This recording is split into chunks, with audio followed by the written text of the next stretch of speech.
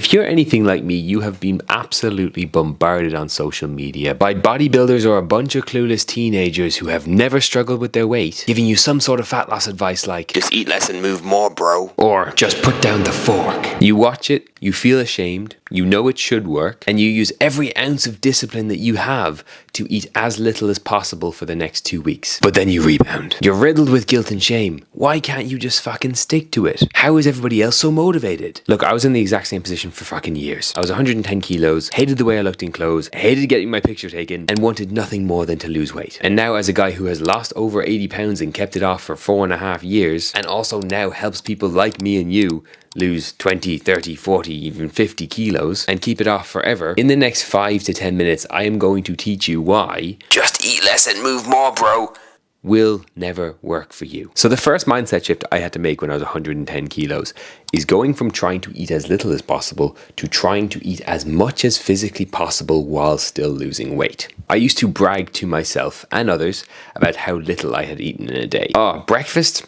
Didn't have that. I enjoyed an ice cold glass of water and a piece of broccoli for lunch. And for dinner, I might treat myself to an egg with some spinach. And then I would wonder why I would lose control around food every evening. Last time I was in a fat loss phase, I gave my naturally lean friend, we all have one of them, they're fucking assholes. Anyway, I gave him the exact meals that I was eating every single day to lose weight during my fat loss phase. And he couldn't finish a single one of them. And I say that with great pride. If people are not shocked by the size of the meals that you're eating while you're trying to lose weight, you are probably doing something wrong. So the next question is obviously, how much should you be eating? Well, first of all, we need to figure out that magic word, your calorie deficit, or the amount of calories that you should be eating to lose weight. Now, this is the step that most people fuck up because they either go way too low, which is what I always did because I wanted to lose weight as quick as possible. They pick something like 12, 16, or even 1800. They just end up starving. The diet lasts a couple of days and then they start again Monday. Or they pick a calorie goal that's way too high. Maybe they're still in a deficit, but they're just losing weight so slowly that they get frustrated with the lack of results and then they end up just giving up. Now, if you don't know what number you should be aiming for, the first link in my description is a free calorie calculator. They'll give you maintenance calories, 3 different options for speeds, and it will also give you a calorie banking feature so you can save more calories for a Saturday if you're going out. So you can fill that in after watching this video. So now you have your number. Let's say it's 2000. You need to be getting 85 to 90% of your calories from meals. It doesn't have to be equally split through meals, like I like a bigger dinner and a smaller breakfast, but a lot of people who are trying to lose weight end up eating just small things throughout the day and are never really full or satisfied. So if you can get 3 decent sized meals into your day, it will make it a lot easier to maintain. Now, to make them big fuck off meals the size of your head, you need a couple of things. You need a source of protein. You need some sort of high fiber carb like a brown pasta, brown rice,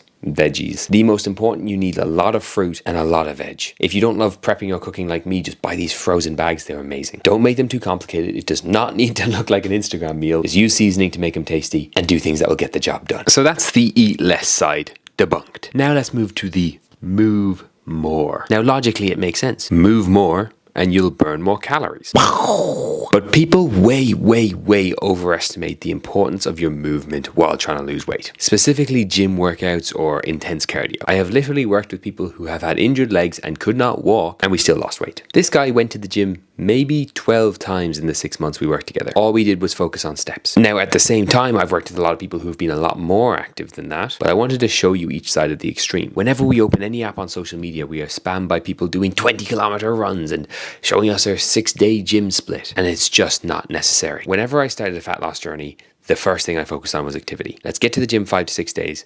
Let's go for 3 to 4 runs a week and minimum 12,000 steps. But within a week or two, I would overwhelm myself, burn myself out, and enter the guilt cycle of, oh, I missed one session. What's the fucking point? If I can't be perfect, then I'm going to just sack the whole thing off and then I'm going to be fat forever and it's going to be the worst thing in the world. So before you pick how much exercise you're going to do for this fat loss attempt, I want you to answer one simple question. What can you actually see yourself doing 90% of weeks for the next 4 months? Because if you have 15 plus kilos to lose, that's how long it's going to take minimum. Now, this is not for the ideal perfect you that wakes up at 4 in the morning and irons their bed sheets. It's for the real you. Like, for example, I start a lot of people on 2 to 3 days a week in the gym, Monday and Thursday or Monday, Wednesday, Thursday, and I get them to aim for 8,000 or 8,500 steps a day. That is literally plenty. People have lost 20, 30 kilos just doing that. And if you are wondering, oh, what the fuck am I going to do in the gym? Or if you don't have a structured plan at the minute, you can click the second link in my bio and there's a free workout plan in there. So you literally have no excuses. So now we've changed the quote from eat less, move more to eat as much food as physically possible while staying in your deficit.